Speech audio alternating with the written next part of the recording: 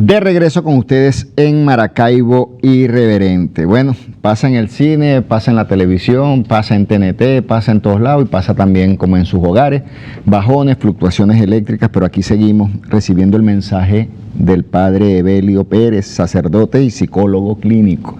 Además, párroco de la parroquia María Auxiliadora en Santa Cruz de Mara. Estamos tocando todo lo que es ese mensaje de fe, ese mensaje espiritual, y también hacia la orientación emocional de esto que estamos viviendo. Hemos llamado esto herramientas psicológicas y espirituales para afrontar la realidad que vivimos desde la esperanza.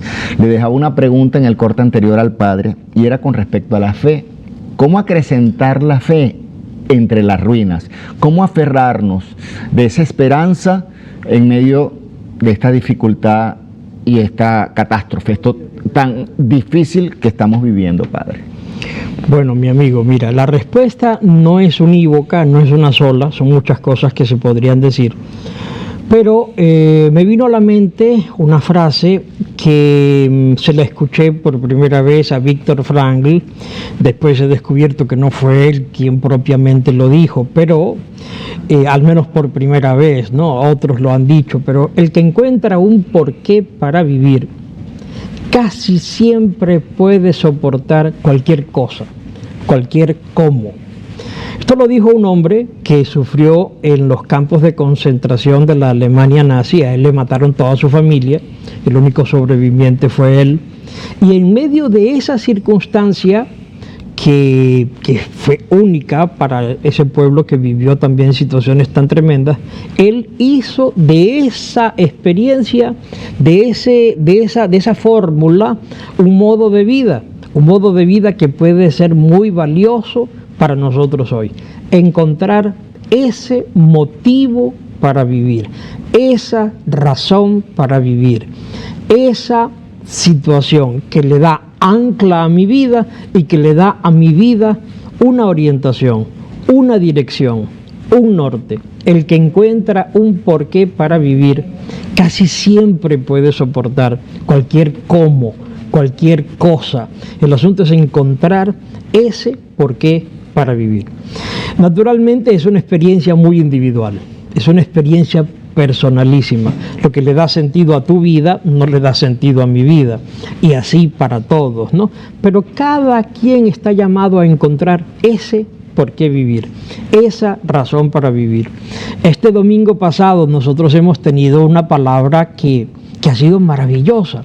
Decía Jesús: el que ama a su padre o a su madre más que a mí no es digno de mí. El que ama a su hijo o a su hija más que a mí no es digno de mí. El que no toma su cruz y me sigue no es digno de mí. Ah, caray, ¿cómo entender esa palabra? En cierta medida Jesús nos está diciendo: mira, la fe ordena la vida. La fe sostiene la vida. La fe te permite darle a la vida un sentido de reconciliación, de encuentro, de diálogo, de amor, de compromiso, de propósito. Ahora bien, naturalmente, aquí hay que trabajar un poquito quizás la imagen que tenemos de Dios. Mira, Víctor, la imagen que tenemos de Dios gobierna nuestra manera de pensar, nuestra manera de sentir y nuestra manera de actuar.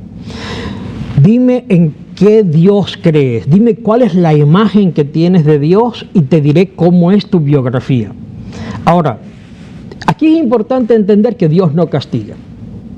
Dios no castiga, y eso hay que decirlo a todos. Dios no es un ser de castigos.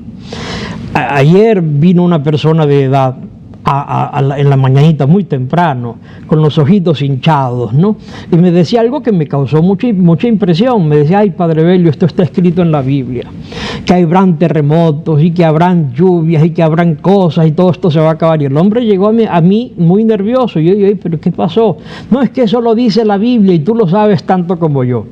Ya, caray. Tuve que calmarlo un poco, pues nos tomamos un cafecito, tomamos agüita, conversamos, desdramaticé un poco la situación y después le expliqué: mira, cuando tú te acercas a la Biblia, tú no te acercas a un recetario de catástrofes, tú no te acercas a un Dios que viene a destruirlo todo. No, que es que mira, que y me seguía diciendo, no, porque el Apocalipsis, porque esto, que el otro. Oye, hermano, mira, la Biblia son 73 libros, ¿no? Para el católico. La Biblia no es un libro que se escribió de un solo momento, es una composición que primero fue oral y luego fue escrita. Y está compuesta de modo escrito por toda una serie de símbolos, de signos, de metáforas, de géneros literarios. Ahora, para acercarse a la Biblia hay que acercarse con una experiencia mínima de hermenéutica que te ayude a entender, oye, ¿qué quiso decir el autor con esto? ¿Qué quiso decir aquel autor con esto otro? ¿Por qué este signo tan potentísimo de terremotos? ¿Qué tiene que ver eso con mi vida? Naturalmente la hermenéutica te ayuda a entender muchísimas de estas realidades, no como literales, porque aquí es importante, Víctor, por ejemplo, mira, yo le comentaba a este hermano, en la Biblia dice, a propósito de que él me careaba diciéndome, bueno, porque la Biblia lo dice, bueno, mira, en la Biblia también dice, si tu ojo te hace pecar, sácatelo, si tu pierna te hace pecar, córtatela. Y yo le decía, yo te veo a ti completito. Y le decía, mira que yo te conozco bien. Es decir, la Biblia no es un libro para ser leído literalmente. La Biblia está compuesta por una serie de símbolos y signos que nos hablan de un amor maravilloso. Si tú vas a interrogar a alguno de los personajes bíblicos, ellos no te van a hablar desde una catequesis o de una serie de filosofías, no, ellos te van a hablar de la experiencia muy particular que tuvieron de encuentro con Dios. ¿Y con qué Dios se encontró, por ejemplo, Moisés, Abraham, Jacob, María, los apóstoles? Se encontraron con un Dios cercano, único, trascendente en el Antiguo Testamento. Pero en el Nuevo Testamento ese Dios que es cercano, se hizo tan cercano que se hizo carne, por ti, por mí, por todos. Vivir de la fe le da a nuestra vida un propósito, una dirección, una orientación, un modo concreto de ser y de estar, que tiene que ver con eso que decía hace ratito, ¿no? De orden, que tiene que ver con descubrir que la fe sostiene mi vida y descubrir sobre todo que la fe me ayuda a reconciliarme conmigo mismo y con mi historia. Dios no castiga. Y lo que está sucediendo hoy y lo que ha sucedido desde el 24 de este mes no es un castigo de Dios. No, Dios no es que tiene algo contra Venezuela y venga, voy a darle una pela y voy a mandarle esto y voy a mandarles aquello otro. No, esto no es así, eso no es así, es una teología totalmente errada. Yo no puedo predicar a un Dios así. ¿Qué predico yo? A un Dios que es papá, que es padre, que no es paternalista. Un Dios que corrige, un Dios que quiere lo mejor para sus hijos, un Dios que no es tanto que quiera lo mejor para sus hijos. Figúrate tú la bondad y el amor de Dios que envió a su propio Hijo para que tú y yo tengamos vida eterna. En estos días, a propósito de eso, una gran amiga, no con maldad, me dijo, mira, pero figúrate tú frente a tantos muertos, yo quisiera que alguien me dijera qué hay allá abajo, ¿no? Hablándome de eso de la muerte. Pues que yo sepa, yo nunca he visto a nadie que venga de allá a decirme las cosas. Y yo le decía, caray, yo sí. No solamente lo he visto, vivo por Él, vivo para Él, he dado mi vida totalmente para Él, y es Jesús. Ahora, esto no es simplemente un cuento que te digo, sino que es la experiencia propia de mi vida, que la he vivido con todas las consecuencias de mi ser, en una vida consagrada a Él, a su servicio. Ahora, no se trata, la fe no es una experiencia que adormece el alma. La fe no es, porque hay una teología de la prosperidad ahí también muy tremenda, que, bueno, creer en Dios significa que me va a ir bien siempre. Creer en Dios significa que a mí no me pueden pasar cosas malas. Creer en Dios significa que todo es un castigo. No, eso es totalmente equivocado. Creer en Dios no significa que no tengas problemas. Creer en Dios no significa que no te pasen cosas malas. Creer en Dios no significa que esto es un castigo de Dios. Ahora, creer en Dios significa que en medio de la noche oscura, Él es la luz que orienta tus pasos. Que en medio de las cañadas más oscuras que tú puedas tener, Él es tu pastor, que te guía, te acompaña y te cuida. Creer en Dios significa que en medio de la experiencia más difícil que podamos vivir, y vaya que hemos vivido como pueblo, y vaya que muchos pueblos han vivido situaciones tremendas, Dios está. Hay una pregunta: ¿dónde está Dios? Dios está renovando su compromiso de amor en aquel niño que todavía está bajo esos escombros, en aquella familia que todavía está en aquella terrible soledad, que siente profundo abandono. Dios está en ese rescatista que está arriesgando su vida para salvar vidas. Dios está en aquellas personas que están moviendo cielo y tierra para que se pueda ordenar muchas cosas. Dios está en medio de esta contradicción tan tremenda, esta confrontación tan tremenda. Dios está allí. Porque es que te decía en el momento en el cual no estábamos al aire que la fe se da en la experiencia profunda de la libertad. No somos titiriteros de Dios. Dios no es un titiritero que nos maneja a nuestro arbitrio. Nos ha dado el don más sagrado que tenemos, que es la libertad. Ahora, yo quisiera que esto quedara claro. Esto no es un castigo de Dios.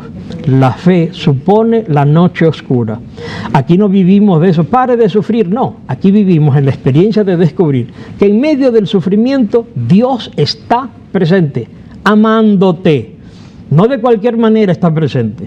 Está presente amándote en medio de las circunstancias más difíciles que tú y yo podamos experimentar y que nuestras familias puedan experimentar. Padre, nosotros tenemos que hacer un corte comercial. Hay mucha gente que está escribiendo. Yo voy a resumir más o menos los mensajes. Por acá nos escribe la familia Hernández Fuenmayor, que nos están viendo desde Colombia. Hay gente que también nos está viendo desde España, gente viéndonos desde Estados Unidos. Pero muchos han preguntado sobre la consulta del Padre Evelio. Aquí nos dicen también, viendo el programa con el Padre Evelio, excelente párroco, familia Hernández Fuenmayor. Otra de las familias que nos escriben, están viendo familias nuestro programa, buscando ese mensaje: Padre, buenas tardes, quisiera reservar cita con el Padre Evelio como psicólogo, ¿cómo hago? Nos dice Will. Todo eso se lo voy a decir ahora porque el Padre Evelio, aparte de sacerdote, también es psicólogo clínico, y al regreso quisiera hablar eso con él, desde la parte emocional. ¿Cómo podemos manejar y cuál es ese mensaje? ¿Cuál sería esa orientación que nos diera también para los que estamos fuera de la situación que están viviendo allá, pero nos sentimos dentro porque nos duele? Para los que tenemos familiares que están allá, amigos que están viviendo esa situación, y para los que están allá. 3 perspectivas distintas, con emociones, sentimientos también distintos, pero que terminan siendo el mismo, que es el de dolor.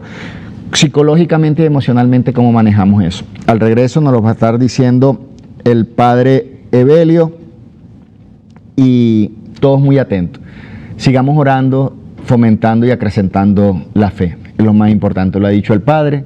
Dios es la luz. Dios es un Padre de amor, es un Padre que nos dio libertad, y en torno a eso debemos nosotros acrecentar, fomentar e impulsar nuestra fe. Vamos a un corte y ya venimos con más de Maracaibo Irreverente. Ya volvemos.